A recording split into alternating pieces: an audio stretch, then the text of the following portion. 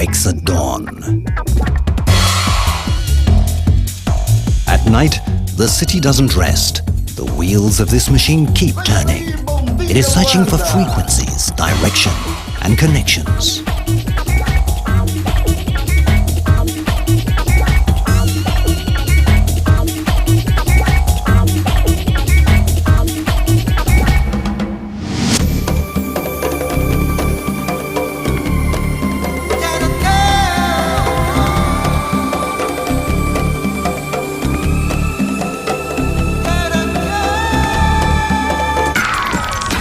Night and day, all night and all day, the metropolis keeps its ears to the ground, listening, thinking, and working.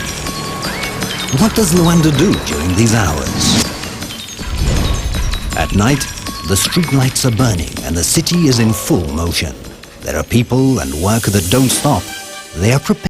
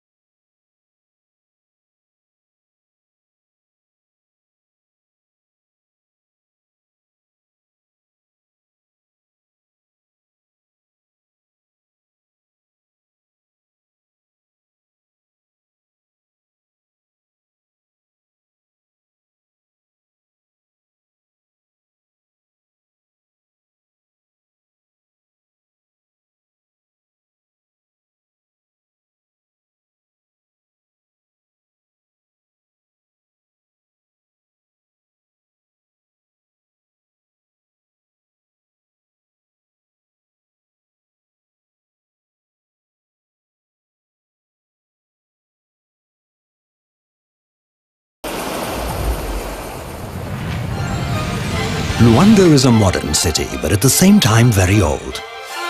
It was the first European colony in sub-Saharan West Africa. The town was at its birth a story of navigation and conquest. From the sea, at the behest of Don Sebastião, came Paulo Dias de Novaes. He came full of dreams of gold and silver. He came with the expectation of the luxury of precious metals in deposits or mines in the vicinity of Cambamba, a pipe dream, because none of it was true. And with dreams of great wealth, Novaes arrived on these beaches and was named first governor and conquistador of the Kingdom of Angola. He commanded 7 ships, 400 soldiers, and 100 colonial families. He dropped anchor off an island, which at that time was very different. It was the year 1575, and the island was Luanda, a name translated by a chronicler as meaning flat ground with much sand. Luanda was then, in the beginning, an island and paid tribute to a kingdom created in the 13th century, which extended over a vast territory. The kingdom stretched from Kwanza to Gabon in one direction and from the Atlantic coast to Kwango in the other. A kingdom to which Angola Kuluangi, from whom the name Angola was taken, paid homage. Before Novaes, almost a century before, part of the African landscape was visited by caravels. The Portuguese navigator Diogo Calm discovered Angola to the north, on the borders with the Congo, or rather, at the mouth of the second largest river in Africa after the Nile, an immense river called Zaire. And Luanda, we return to the city. We return to discover some memories of its childhood, perhaps some clues that remain. On the 25th of January 1576, Novaes installed himself up on the top of a hill, São Miguel, with an entrance point to the sea. And on this hill the governor laid the first foundations of a settlement called São Paulo. Without realizing it, he had established the seat of a future nation, the pillars of a great city. The municipality of Luanda must have appeared at the same time as the settlement, the town, establishing itself off the island, on the mainland. There are no precise documents testifying to its foundation, But it is known that Novaes immediately created the administrative positions and officials necessary to govern the new colony. Due to the path of history, Luanda was only officially recognized as a town in 1605. It earned its statute as a city under the command of the 8th governor, Manuel Cerveira Pereira, who would later establish the town of São Felipe de Benguela in 1617. As a town, Luanda was sparsely populated during the first half of the 17th century, with few houses, thirsty for lack of water, and sick for lack of medicine. In 1621, it had only 400 inhabitants. The 24th of August was the day of the invasion. It was a time that Holland and other great powers disputed the seas and lands of Africa among themselves. It was then that the great Dutch Armada appeared in the bay, under the command of Pedro Houtbeen, also known as Pegleg. Luanda ran for cover and sought refuge in Masangano, a defensive town where Paulo Dias de Novaes passed away on the 9th of May, 1589. Queen Jinga intelligently took advantage of the siege by launching one more attack against colonial power in an attempt to gain the sovereignty of her land and see it become a united and strong country. From the 20th century onwards, the world changed radically. Colonial Europe entered a new phase of history.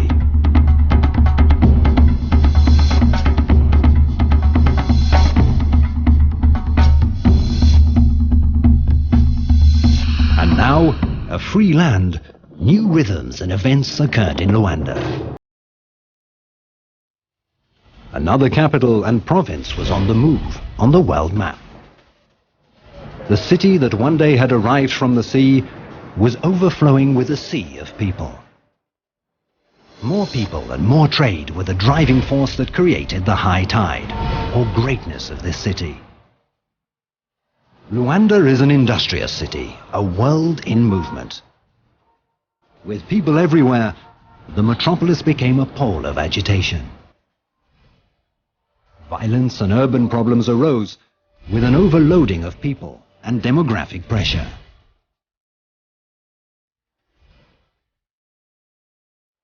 While it's true there were problems, there were also plans and decisions to put the town rapidly on the map as one of the most beautiful cities in Africa and the world.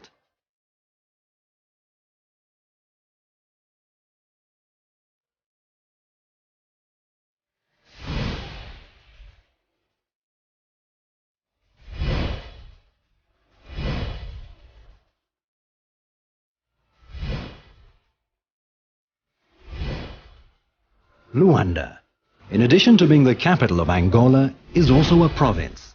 It is the seat of a government that defines and limits urban expansion.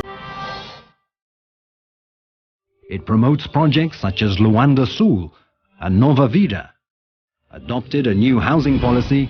It renewed the layout of the streets and gardens. It deals with the health and comfort of the city.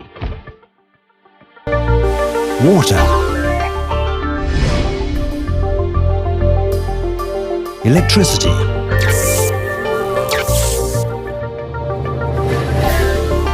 refuse, public transport,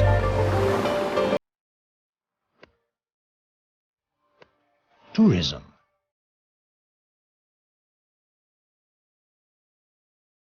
environment, and other infrastructures.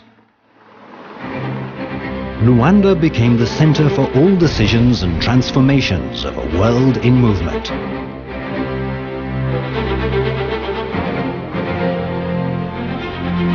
Today, Luanda is alive and modern, strong and optimistic, ready to meet the challenges of time. And there are many who foresee a rosy future in the short term, open to a free market economy, rich and prepared for development at all times, looking to the future through the most diverse activities. And this is how Luanda is driving forward with a dynamic administration, a port of entry and departure, and an active historical and economic center. Today, the city and province have launched themselves into the far-reaching future, on a par with globalization, based on its indices of wealth and the graphs of its economic resources. The truth is the city has much to offer those flying in or arriving by other means of transport. To the question of where to stay, Luanda has modern hotel complexes.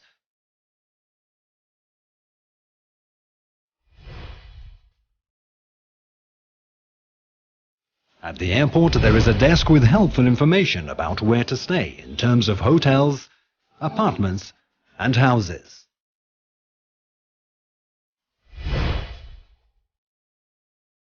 There's the fortress of São Miguel, which today houses the Armed Forces Museum, symbolizing the first bastion of defense against maritime attacks and uprisings by the Angolan people.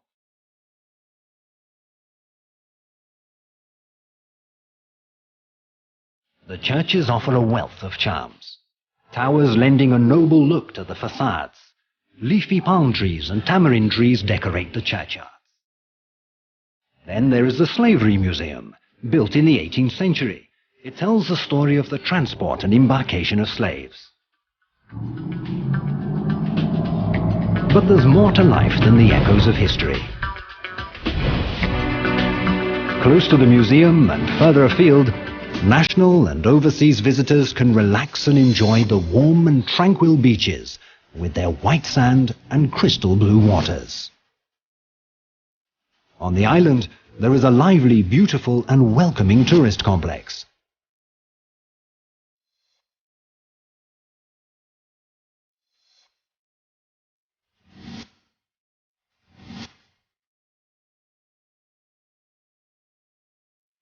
And a place where you can see fish, catches, and men throwing nets just as if time had stood still.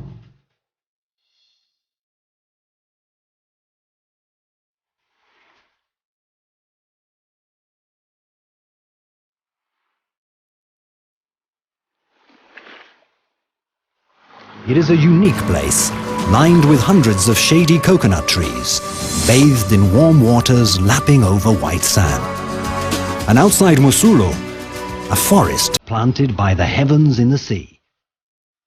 We are immersed in silence broken only by the sounds of Angola's rich nature, so close to Luanda.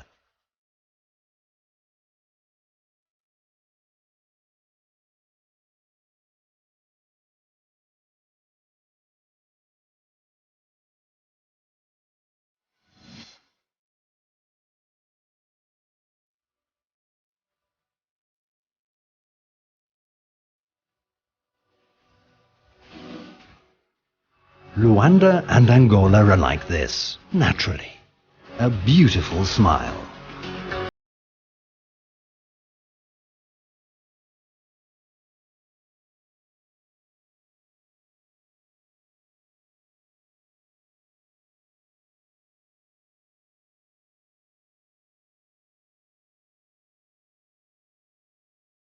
Sing of a country in search of its soul. Luanda, with its charming people, touches you with its spirit. It's a restless world, a city that speaks. With almost 6 centuries of history, Luanda talks of the future as if it were now, and tomorrow as if it were today. The city wants to be even more beautiful, stronger, better. Its courage has been forged in the past, lived arduously by honest men and women. Luanda was born, has grown up, and has come of age. It has a soul, an African soul, open to the entire world. It is a world in movement.